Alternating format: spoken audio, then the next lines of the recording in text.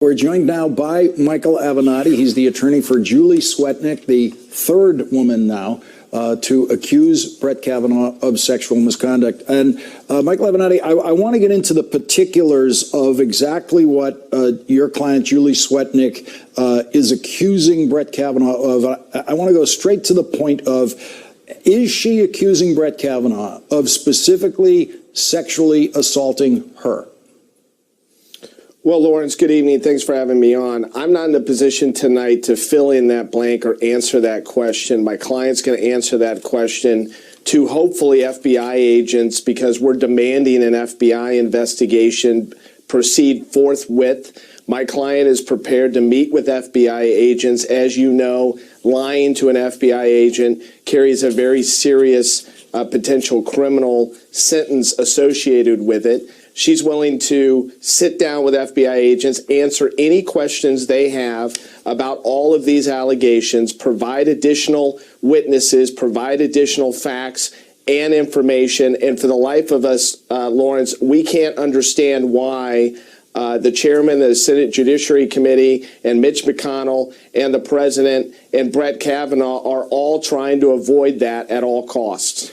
What reason, it's kind of a simple yes or no question. Was she the victim of sexual assault by Brett Kavanaugh? Did he sexually assault her? We've heard Dr. Christine Blasey Ford say yes to that and give her story about that. What is difficult? What's the problem in not answering that simple question? Well, I know it may appear to be a simple question, Lawrence, but it's not, and here's why. Because my client was effectively drugged at the time. And so she has things that she observed associated with that gang rape that we believe lend credence to the fact that Brett Kavanaugh was involved. There's other facts that may lend credence to the fact that he was not involved. So it's not as simple as just a yes or no answer. Otherwise, I'd be happy to answer it for you. Okay, and that does clarify a bit. And I just want to read this passage of the sworn statement that she's made so that the audience understands clearly what we're talking about. It says, in approximately 1982, I became the victim of one of these gang or train rapes where Mark Judge and Brett Kavanaugh were present. It doesn't say they actually were involved in this particular one. Shortly after the incident, I shared what had transpired with at least two other people. During the incident, I was incapacitated without my consent and unable to fight off the boys raping me. I believe I was drugged using Quaaludes or something similar placed in what I was drinking. And that's the passage that everyone's been concentrating on today to try to figure out exactly what she means by simply saying that Mark Judge and Brett Kavanaugh were present. You seem to be saying she's not sure whether or not they actually participated in the assault on her. Well, correct, Lawrence. I'd point to the answer that I just gave, that there are facts that lend themselves to a belief that, in fact, they were present and did participate. There's other facts that lend one to an opposite conclusion. But look, I want to focus on the other paragraphs also in the sworn declaration under penalty of perjury. Those paragraphs alone would substantiate a conclusion, a determination that Brett Kavanaugh is not fit to sit on the highest court of the land for a lifetime. And at a minimum, there should be a thorough and fair investigation, and there should not be a rush to confirm this man to a lifetime position on the U.S. Supreme Court with all of these women coming forward, Lawrence. They're not all lying. They're not all fabricating. And the idea that somehow all of these women got together and conspired to derail this nomination is absurd. The Judiciary Committee Republican staff actually asked Brett Kavanaugh all of the questions that you suggested to them that they asked Brett Kavanaugh. You didn't know this was going on because they weren't fully communicating with you about what they were doing, but they did ask every single one of those questions. The first one, and I'm quoting from their transcript of the conversation with Brett Kavanaugh, did you ever target one or more women for sex or rape at a house party? Judge Kavanaugh, no. And it goes straight through every one of your suggested questions to them. Did you ever object or attempt to prevent one or more men from participating in the rape or taking advantage of a woman at any house party? And Judge Kavanaugh said, I never saw such a thing. Your client seems to indicate that Brett Kavanaugh was absolutely present at parties where things like that took place, and more than one party. Well, that's correct, Lawrence. And look, I'm going to go back to Brett Kavanaugh's interview of 2 nights ago on Fox News. I'm sure you saw it. I've seen it a number of times. Brett Kavanaugh lied on that interview. I'm going to call it like I see it, because you know that's what I do. He absolutely lied on that interview. He expects the American people to believe that the same boy that wrote those passages in that yearbook relating to drinking and all of the other references, that same boy was focused on basketball, getting good grades, and as he said, being a good friend to boys and girls. I mean, Lawrence, it was laughable. The only thing he left out was helping little old ladies cross the street and bringing an apple to every teacher of every class every day. It was an absolute joke. The American people are smarter than that. And for this guy to try to sell that bill of goods to people, it's a disgrace. Brett Kavanaugh was asked about this term Devil's Triangle. It appears apparently in the yearbook.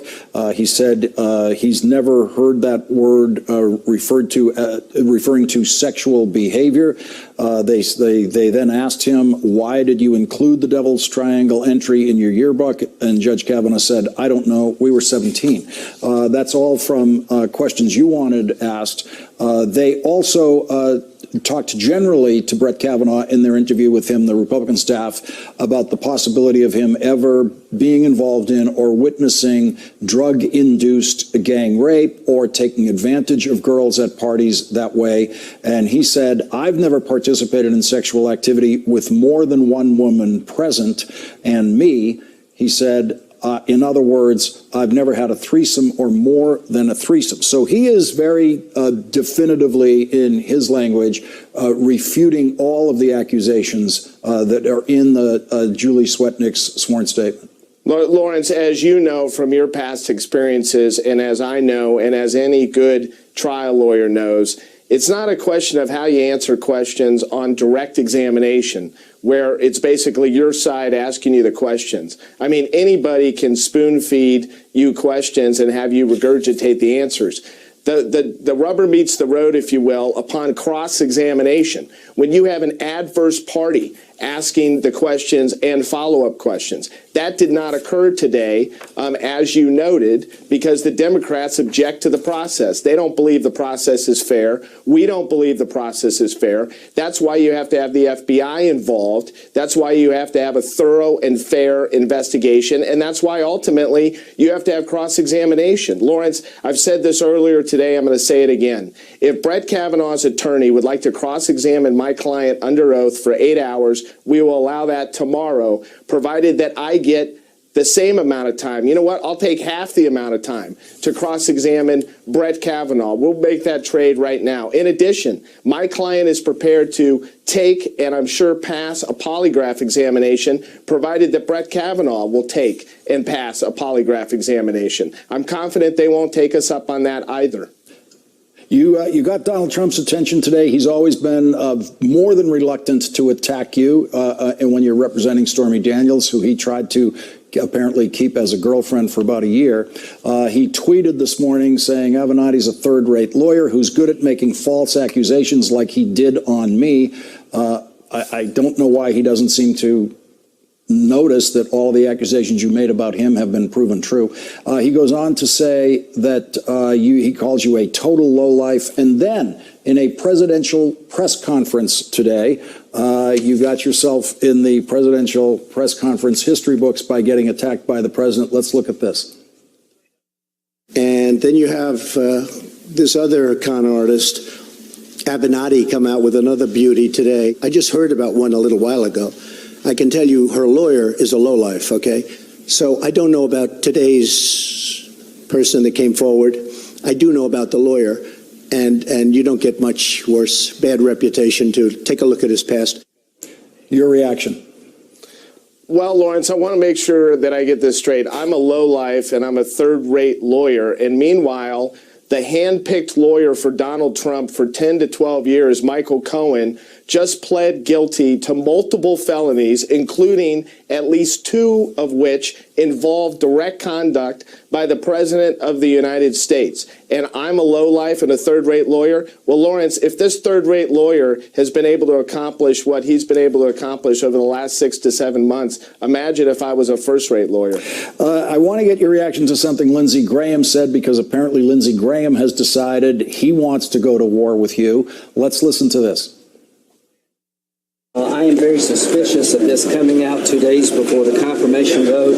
I'm very suspicious of Michael Avenatti. I've been a prosecutor, a judge, a defense attorney. Here's what I think. That if you're a serial rapist during high school, you don't stop. That he's not Bill Cosby. He's lived an incredible life. And he's had power over women in the workplace. Everybody says he's very respectful. Your reaction to Lindsey Graham? Well, I guess Lindsey got the memo that the Republican Party must have sent out this afternoon with the talking points on how to attack, Michael Avenatti. I find this to be very curious, Lawrence. They want to make me the issue, and the reason is because they have no answer for all of these allegations by all of these women. I'd be happy to go up against Lindsey Graham, Donald Trump, or any of the other Republican hacks that they want to trot out. I noticed earlier tonight, in fact, Don Jr. got in the mix by calling me a porn star lawyer. Evidently, he forgot that his father was the one that had unprotected sex with my, quote, porn star, close quote, client, while his stepbrother was 4 months old at home with his stepmom. Michael Avenatti, thank you very much for joining us tonight. Really appreciate it. Thanks, Lawrence.